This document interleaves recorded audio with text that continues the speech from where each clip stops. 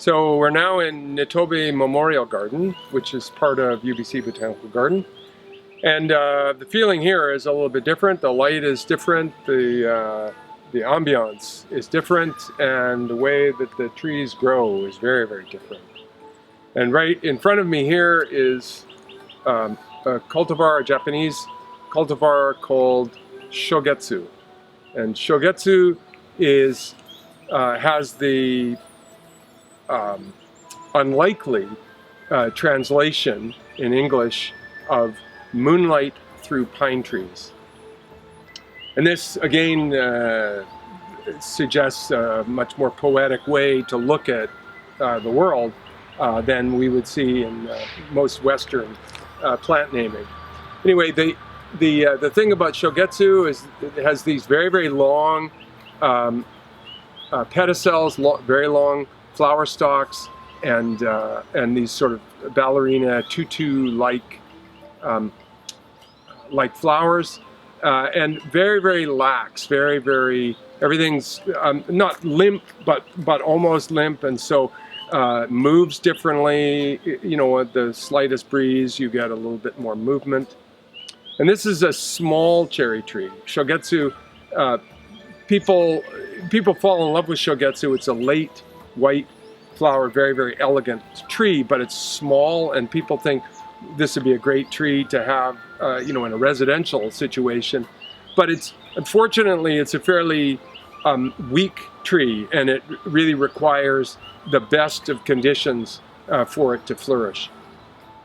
Otherwise, well, we can come to a place like this and appreciate it. I'm standing beside one of the rarest cherry trees in Vancouver.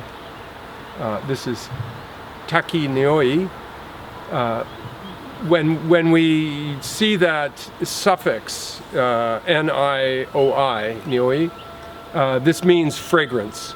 And so any Japanese flowering plant with Neoi on the end means that it's going to be fragrant. And this one, Taki Neoi, means fragrant waterfall.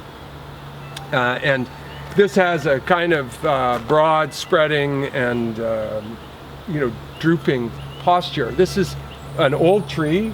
This is probably, or not an ancient tree, but an old tree for a garden.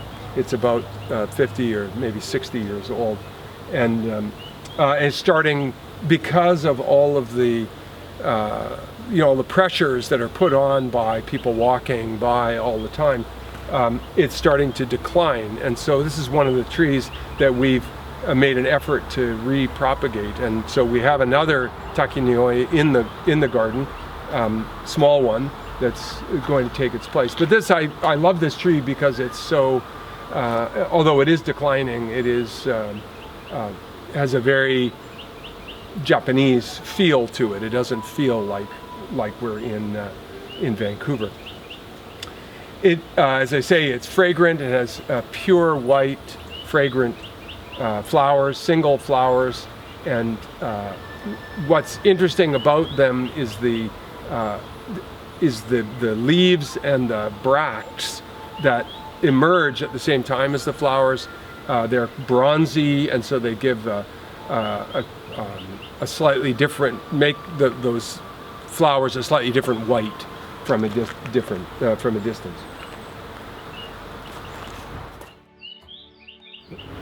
Okay, I have a real soft spot for Washi-Noi.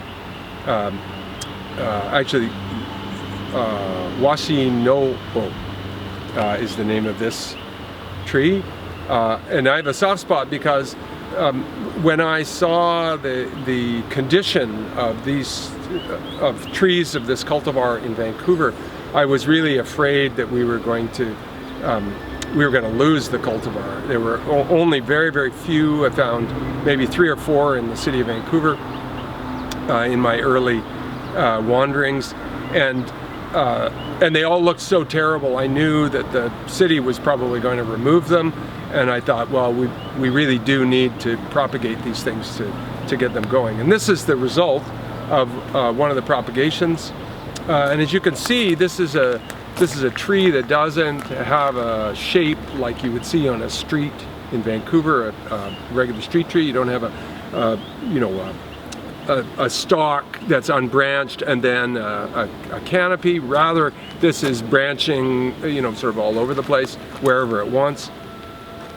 And this, the gardener here at Nitobe Memorial Garden, he is going to work with the shape of this tree and create something that's a little bit more interesting. He told me that he's going to gradually make the branches lean over toward the tea house, which is just out of our view right here. Washi no is again, it's a fragrant flower. It's a single, but it has the petals are quite rough on the edges. It's fairly easy to recognize for that feature. Again, I'm attracted to the sort of the oddballs, and one of the finest flowering cherries that I know in the area.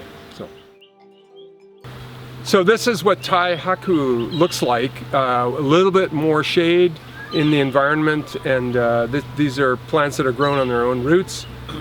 So in Nitobe Memorial Garden, we don't want to plant trees that look like they've been manufactured. We want trees that look like they're grown naturally. But there's no loss. You can see just how gigantic those flowers are. And everything about this tree, it's going to be a huge tree, but it's going to be more elegant and just as beautiful, I think, but beautiful in a different way.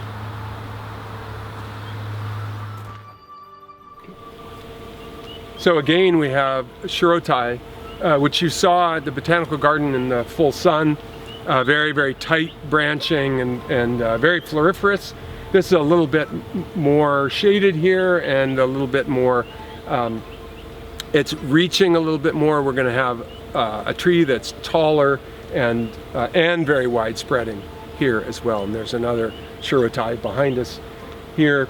But again, because Nitobe is just that much shadier and cooler, the flowers are not as far advanced. And so if you're doing, in Japan, how they have the cherry wave, you start in Tokyo and gradually you move north with the flowering Someyoshino. In Vancouver, you can do the cherry wave. You can start in the, say, the West End, which is like a heat sink, and that's when cherries flower first there, and then into East Van, where there's a lot of urban heat, moving west and ending up at the Botanical Garden and at Nitobe last.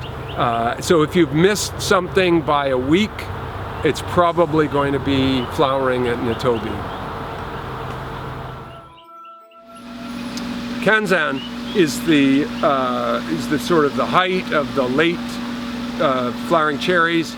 Big, gigantic, double pink, bright pink flowers, huge canopies, often streets with both sides, forming a tunnel of big pink blossoms. So at Nitobe, Kanzan Cherry is much more subdued, much less stiff, much later, and it's been trained so that it hangs out over the water and is not so brash or exuberant as you would see in a street planting. I have to say this is probably my favorite Kanzan in Vancouver, because it looks so different than other Kanzan cherries. But there's no you can't fight against popular, and this is the most popular of all cherries, and people don't care if it's hanging or up or what. They just like to see those big pink blossoms. And if you want to see those big pink blossoms, they are going to last even longer here because it's cool and humid.